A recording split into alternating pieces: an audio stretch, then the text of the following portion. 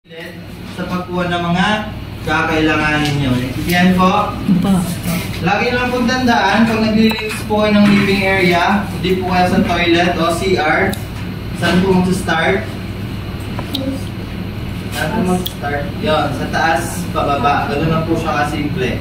Indihan, ulitin ko po, pag naglilinis kayo sa toilet, o di po kayo dito sa living area, start na po lagi kayo, taas, pababa. Indihan, una-una nyo pong gagawin, bago po kayo mag-start maglinis, etong center table nyo, kailangan nyo po muna siyang ilipat sa gilid. Indihan, after nyo po i-set aside yung center table, next po na gagawin, etong tela, ibuklat nyo po siya bukas ng buo, ganyan na muna para mabilis na ulit mamaya. After nyo po siya mabuklat, next po na gagawin is, nakacover nyo po dapat siya. Nitihan, nakacover po dapat yung buong sofa nyo bukas ha. After nyo po magilid yung center table, tsaka makacover yung sofa, tsaka para po kayo mag-start maglinis. Gaya na sabi ko kanina, sabi ko mag-start sa taas. Yes, ha. Bali mag-start po kayo sa taas gamit itong cobwebber nyo. Cobwebber po yung tawag dito sa mga di pa nakakaalam ha. Ito pong cobwebber nyo, ginagamit po siya sa ceiling o kisame lang. Naintindihan? Yes po. Ito pong cobwebber nyo, huwag na huwag nyo po itong gagamitin pang walis sa sahig. Naintindihan? Mukha lang po siyang walis, pero hindi po siya winawalis sa sahig. Pang ceiling lang po talaga siya. Huwag na huwag nyo pong gagamitin bukas pang walis sa sahig ha. Is lang, magagalit po yung assessor nyo. Naintindihan po? Patay ng ilaw sa tikot mo ba? Bali, gawin nyo, pag naglinis po ng ceiling, start po muna ka dito sa gilid, ikot nyo lang po siya, 5 beses palabas, 1, 2, 3, 4, 5. Naintindihan, yun lang po siya simplihan. Next naman, kabilang side naman po, 1, 2, 3, 4, 5. Yun lang po siya simple. Naintindihan, after nyo po sa gilid, proceed naman po sa taas, 5 na po ulit yan. 1,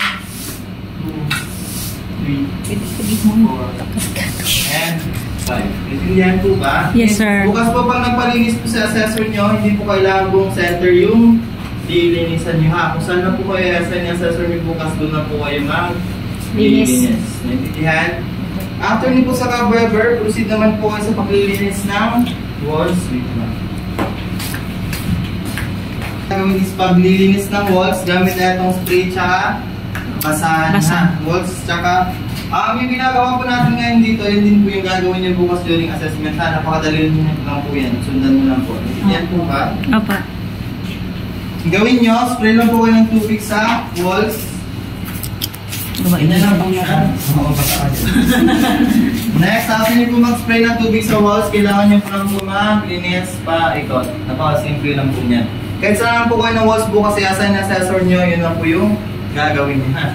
After nyo po maglinis ng walls, next po na gagawin is paglilinis gamit etong squeegee. Sa mga di ba po nakakaalam, squeegee po yung tawag dito ha. Ito pong squeegee nyo, ginagamit po siya sa mga salamin. Salamin ng bintana, salamin ng sliding door, o di po kaya salamin ng mirror mismo. Ito po yung gagamitin nyo dyan. Naintindihan? Kunyari, pinalinis po kayo na assessor nyo bukas sa sliding door. Sunod mo yun. Yeah. Sir, paano?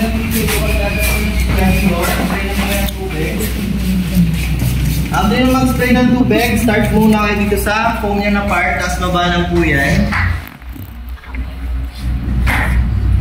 Next, after nyo sa foam na part, proceed naman po kayo sa squeegee mismo dito, tapos baba lang po ulit para matanggal yung mga basa dyan. Make sure nyo lang na ma-wipe nyo po lahat ng pinag-spray nyo ng tubig ha. Pag di pa po siya totally matuyo, gawin nyo po, punasan nyo po siya ng basahan. Ha, ganun na po.